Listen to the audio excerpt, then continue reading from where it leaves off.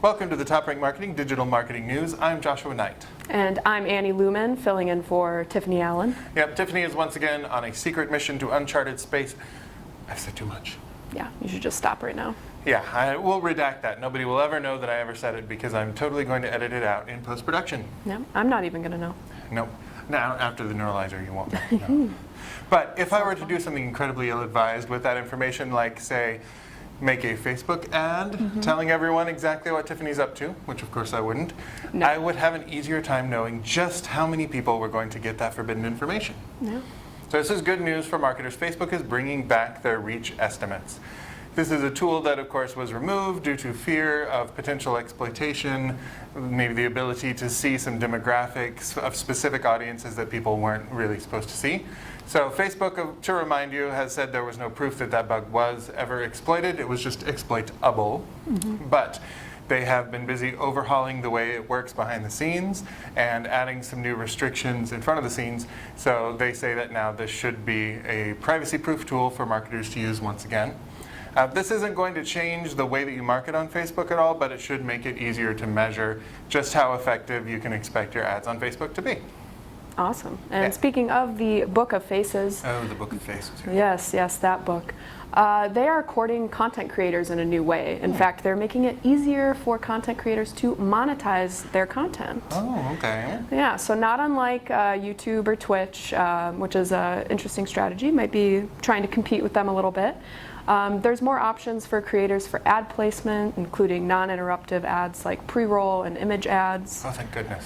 Yeah, they're not going to be interrupting you anymore, It's about Josh. time, yeah. Yeah, we're starving for this update. And the new update also brings new features to the Brand Collabs Manager. What is? It's going to help brands and content creators work together, and it also gives creators a little bit more performance metrics that they can share with advertisers, which is really neat. Yeah, it should be great for creators who get to make a little more money.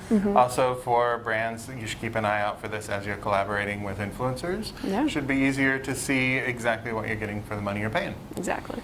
And it may be that Facebook is going to revitalize that a little bit, which is good because one of my favorite sites, to say at least, Instagram, had some slightly troubling news come out just recently here. Trust Insights, the Engagement Metrics Corporation, and why wouldn't we trust their insights? It's Never. right there in the name. They said that they have analyzed 1.4 million posts from brands.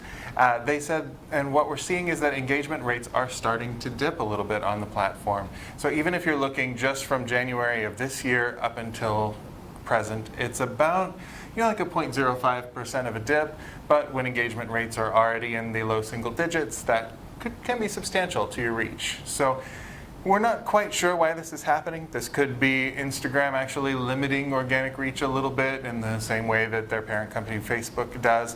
This is also just kind of the way that platforms go over time. You get more people on there, more brands vying for attention. You could see that dip. And it is also, it looks like, applying to influencers as well as brands. So kind of down across the board.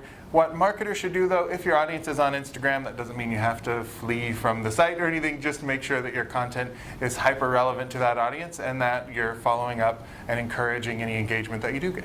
Yeah, good advice. And don't forget to add a little paid in there, right? Yeah, and Speaking of. yeah, while on the topic of paid, another interesting metric that came out this week is that social ad spend reached a whopping $18 billion in Q1 of this year.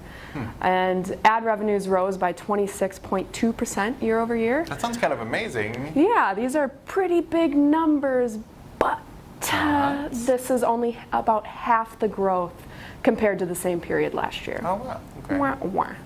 So as growth slows, social platforms will be looking for new ways to maximize the revenue that they are getting. That can include squeezing more out of marketers, so be aware of that. And this could also limit organic and further increasing focus on paid. So make sure your organic game is strong, but don't be afraid to pay to play if your audience is on social. For sure. I think that makes a lot of sense. Now, is your audience on social? I don't know. More importantly, are they going to be in 5 to 10 years? Well, to answer that question, we have, as usual, new research. This just came out from two companies working together, Cint and Business Insider. They surveyed 1,884 and not a single person more. That's a very, very specific number that they were targeting. Really wanted But- 1885. I mean, come Right, on. or 1776, or Yeah, 1337, Well, something. the 4th of July, that would have been fun. Exactly. But 1,884, we're not sure why, but they were looking at Gen Z folks. Those are people who are 13 to 21 years old now. People who were born after 1996, otherwise known as the year after I graduated from high school. But they asked these people what platforms that they used to use but have now quit. So these responses were kind of interesting. So the top 5, 30% said Facebook. They used to use it, they've quit. 29.7 said Kick. I think it's Keek. Keek? I I'm not that hip may enough to have know. just aged me a little, or like made me too young, but I think it's Keek. So you can see the generational divide. A platform I have not heard of has already been through its entire hype cycle. The whole cycle, yeah. Right. 24% said they were on Skype and they quit, which Okay. I thought was interesting. 21% said Twitter, 20% said Instagram. Wow. And in that same study, when Gen Zers were asked which platforms they check on a daily basis, 65% said Instagram. Okay. And 62% said YouTube, 51% Snapchat, and all the way in a distant fourth is Facebook at 34%. 4%. Yeah. And over half, 51%, so right about half of those 13 to 17-year-olds do use Facebook still, but 72% use Instagram and 69% use Snapchat. So that kind of gives you an idea of the mix of social media that Yeah, these there's a people are clear using. generational divide on Facebook, for sure. Yeah, and this matters for B2B marketers because just like with my generation, the millennial generation, we become the workforce and we become your buyers. So we'll be moving up in the next 5 to 10 years and they'll be on buying committees. So you really do need to consider where they're spending most of their time. Are you looking forward to having the heat taken off of your generation a little bit? I'm looking forward to it a lot, honestly. Like those first couple of articles that are like, Gen Z is killing Yeah. frozen yogurt or whatever, that's going to be great for you. I want to be part of the generation that's like, those darn Gen Zers, what are they doing? Yeah. Soon you will get to tell people to stay off your lawn, and that Yeah. will be incredible.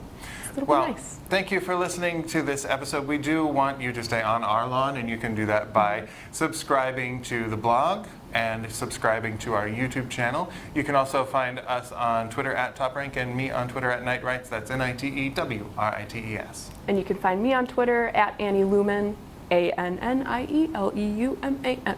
BINGO. Thanks for joining us. We'll see you next time.